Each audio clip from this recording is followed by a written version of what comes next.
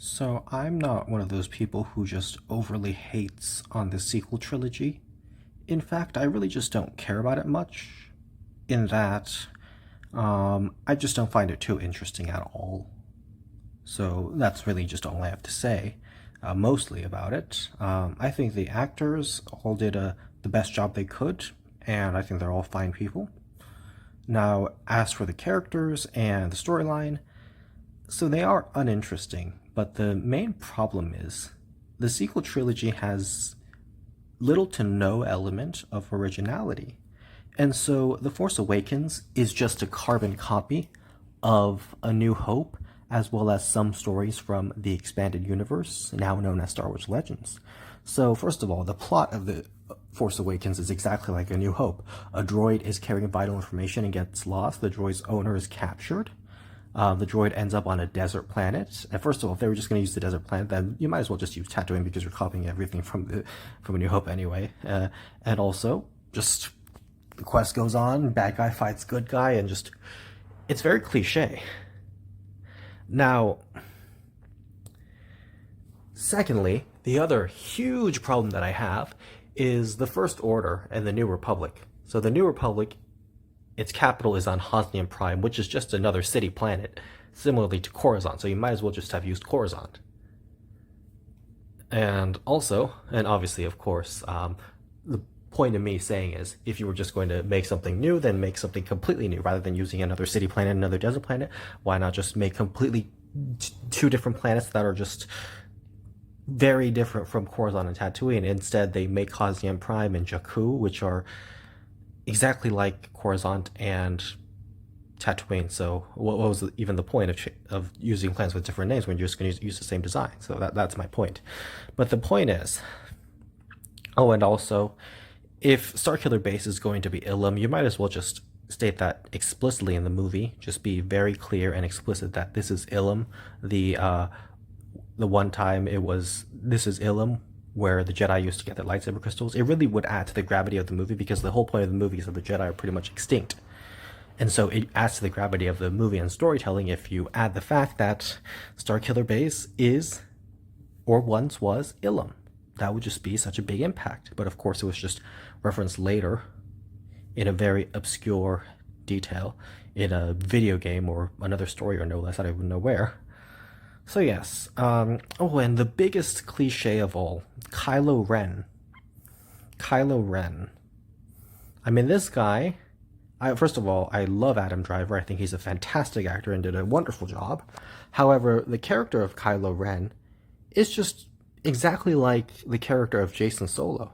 Jason Solo was Han Solo and Leia's son in the expanded universe days, and Jason Solo turned to the dark side.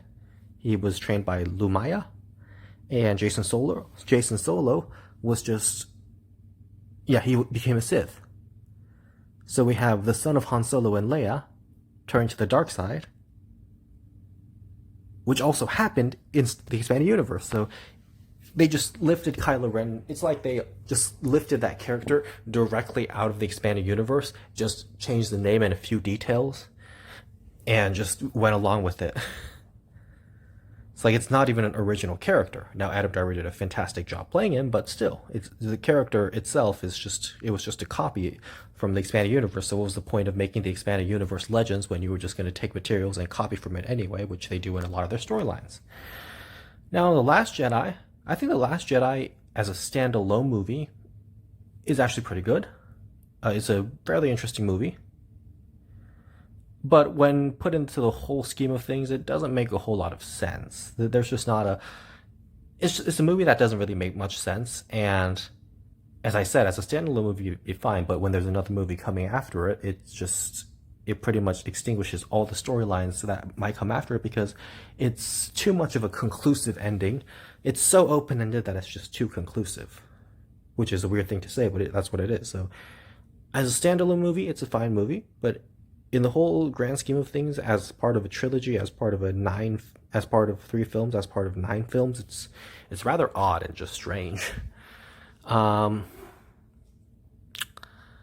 by the way, the racist hatred that Rose Tico's actress has received is just unacceptable. So People who are doing that just really need to stop, and personal attacks against any of these actors and actresses is completely unacceptable and should never be done. If you want to criticize the storylines, you can do that all day long. But now, of course, The Rise of Skywalker. The Rise of Skywalker is basically a ripoff of the expanded universe storyline where Darth Sidious comes back from the dead, where Darth Sidious is resurrected. Now, of course, the difference is in The Rise of Skywalker, it seems to say that Darth Sidious actually never died and just was alive the whole time. So first of all, this was also a storyline that I hated in Legends, because in Legends, when Darth Sidious came back, it was a complete and total cheapening of Anakin Skywalker's sacrifice. It's just like the Return of the Jedi never even mattered. And it was just unnecessary and just a weird thing to do in expanded universe. And of course, in The Rise of Skywalker, they couldn't figure out what to do with the storyline, so they just retconned everything and made Darth Sidious come back just for convenience purposes, because Ian, the